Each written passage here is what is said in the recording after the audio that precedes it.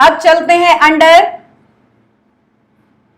और below, beneath. बच्चों इसको भी अब ध्यान से समझना। अंडर नीचे, बिलो भी नीचे, बीनीथ भी नीचे, ये तीनों शब्द देखो 6 के 6 शब्द इस डायरेक्शन के थे। पहले 3 हमने क्लियर कर दिए हैं, अब इन 3 की बात करते हैं। जहां तक बात आती है अंडर की, जनरली ये इस तरह की पोजीशन को दिखाता है, दिस इज अंडर, ठीक है। मैं कह सकती हूं I am standing under the roof. Roof इस तरीके से है, फैली हुई चीज, उसके नीचे। अंडर अ ट्री नहीं कहते हो, अंडर अ ट्री आप बोलते हैं, तो ट्री इस तरीके से है ना, तो अंडर द ट्री। तो इस तरीके से कवर्ड कोई चीज के नीचे आप दिखाओगे तो it will be under. The dog was sitting under the table. हाँ, ऐसे इस तरीके के सेंटेंसेस आपने बचपन से ही सुने होंगे, तो इन सबको आप कह सकते हो बच्चों अंडर। इस तरीके के पोजीशन के नीचे, जैसे मैंने कहा मैं छत के नीचे हूं, आसमान के नीचे हूं, बैठी हूं, पेड़ के नीचे बैठी हूं, है ना, तो ये सारी सेंस में आप ले सकते हो अंडर। बिलो जो शब्द आता है, ध्यान से देखिएगा, लेवल को मेंशन करता है। कल मैंने अबव समझाया था, तब भी कहा था कि अबव स्पेसिफिक लेवल से ऊपर को कहते हैं और बिलो स्पेसिफिक लेवल से नीचे को कहते हैं बच्चों। स्पेसिफिक लेवल से नीचे, जैसे कल मैंने कहा था 50% से ऊपर आएंगे तो आपको साइकिल मिलेगी, ठीक है, इट इज अबव 50%। और अगर हम कहते हैं 50% से नीचे आएंगे तो आपको जूते, लाठी, चप्पल सब मिलेगा, तो इट इज बिलो। ये वाला जो पोजीशन है it will be below and this is above. अरे बच्चों बड़ा बेसिक सा एग्जांपल देती हूँ, हिंदुस्तान में हम लोग हैं, ये चीज सुनते हो कि नहीं सुनते हो?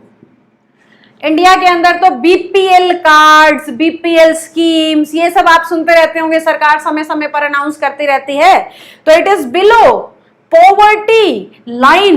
नोटिस करने की बात ये है, लाइन। अब उस लाइन को ड्रॉ कर दिया है तो एक लेवल सेट कर दिया, और उस लेवल के नीचे अगर हम जाते हैं तो इट विल बी बिलो। अगर उसके ऊपर है तो इट इज अबव। कवर्ड से चीज के नीचे, बड़े से चीज के नीचे आप अपना पोजीशन सेटिंग, स्टेबिलिटी दिखा रहे हो। स्टेबल होता है अंडर, मोशन को नहीं दिखाता, तो इट इज अंडर, ठीक है। अगर मैं बीनीथ की बात कर रही हूं तो बड़ा ध्यान से बच्चों प्लीज सुनिएगा। वैसे तो बीनीथ ऑलमोस्ट इसके बराबर आजकल हो चुका है, ठीक है, बाकी एक्चुअली में बीनीथ की पोजीशन कुछ ऐसी सी होती है।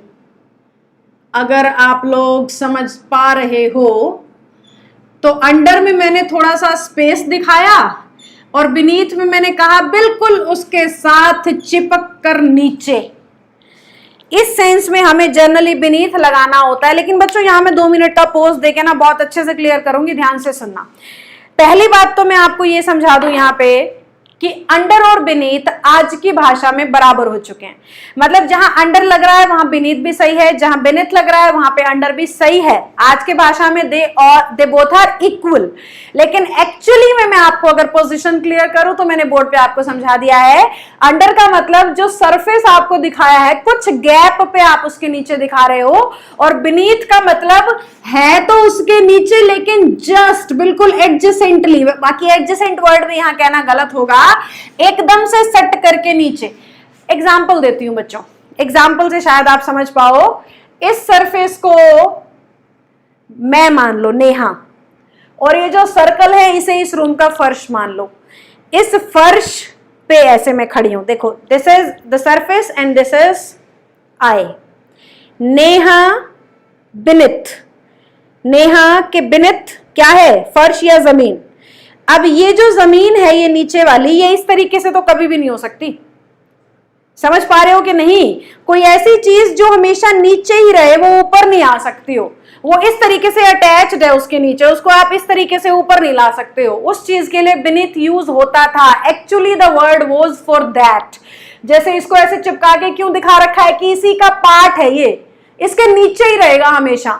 और यहाँ गैप क्यों दिखाया है कि अभी ये नीचे है पर ऊपर भी बैठ सकता है, ठीक है, तो दिस इज अंडर। लेकिन जो नीचे ही रहे हमेशा अटैच्ड है उसके साथ, ऊपर हो ही नहीं सकता है, उसे हम कहते थे बीनीथ।